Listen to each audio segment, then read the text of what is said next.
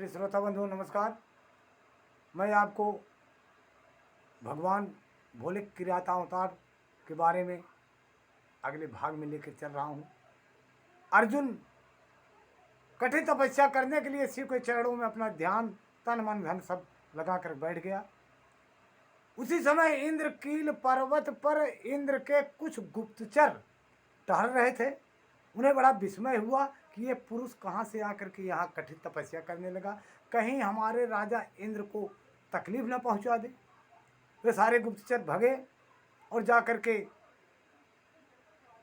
इंद्र से कहने लगे, हे देवेश, वन में एक पुरुष तप कर रहा है, परंतु हमें पता नहीं कि वह देवता है कि ऋषि है, सूर्य है अथवा अग्नि है। उसी के तेज से संतप्त होकर हम आपके सन्निष्ठ आए हैं।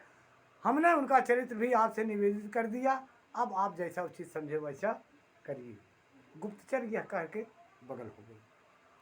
प्रिय श्रोता बंधुओं, उन गुप्तचरों की यों कहने पर इंद्र को अपने पुत्र अर्जुन का सारा मनोरथ ज्ञात हो गया, क्योंकि ये ध्यान दिए तो उनका ही पुत्र अर्जुन तपस्या कर रहा। तब वे पर्वत रक्षकों को विदा करके स्वयं वहां जाने का विचार करने लगे। प्रिय श्रोता बंधु, इंद्र अर्जुन की परीक्षा करने के लिए वृद्ध ब्रह्मचारी ब्राह्मण का वेश बनाकर वहां पहुंचे। उस समय उन्हें आया देखकर पांडुपुत्र अर्जुन ने उनकी पूजा की और फिर उनकी स्तुति करके आगे खड़े हो गए और पूछने लगे, हे ब्राह्मण, हे विप्रवर, आप बताइए इस समय कहाँ से आपका शुभ आगमन हुआ है। इस पर ब्राह्मण वेशधारी इंद्र ने अर्जुन को ऐसे वचन कहे जिससे वह तप से डिग जाए। पर जब अर्जुन को दृढ़ निश्चय देखा तब अपने स्वरूप से प्रकट होकर के इंद्र ने अर्जुन को भगवान शंकर का मंत्र बताया और उनका जप करने की आज्ञा दे डाली। प्रिय श्रोता बंधु, तदंतर अपने अनुचरों को सावधानी के साथ अर्जुन की रक्षा करने का आदेश दे करके वे अर्जुन से बोले, हे भद्र, तुम्हें कभी भी प्रमाद पूर्वक राज्य नहीं करना चाहिए। परतंत्र पर विद्या तुम्हारे लिए श्रेष्ठकर होगी।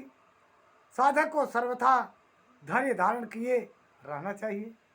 रक्षक तो भगवान शिव हैं, वे संपत्तियों और फल मोक्ष दोनों समान रूप से देंगे, इसमें तनिक भी संशय नहीं है। प्रिय श्रोता बंधु, इस प्रकार अर्जुन को वरदान देकर देवराज इंद्र शिव जी के चरण कमलों का स्मरण करते अपने भवन को लौट गए। तब महावीर अर्जुन ने सूर्येश्वर को प्रणाम किया और फिर वे मन में अपनी खुशियां जाहिर करते हुए इंद्र के आदेशानुसार शिव के उद्देश्य से तपस्या करने लगे। प्रिय श्रोता बंधु, अब अगला भाग आप अगले भाग में देखिए। तब तक के लिए हमें आज्ञा दीजिए और अगले भाग को देखने के लिए अगला कैसेट खोलिए। नमः शिवाय। जय शिव गुरु। हरि ओम।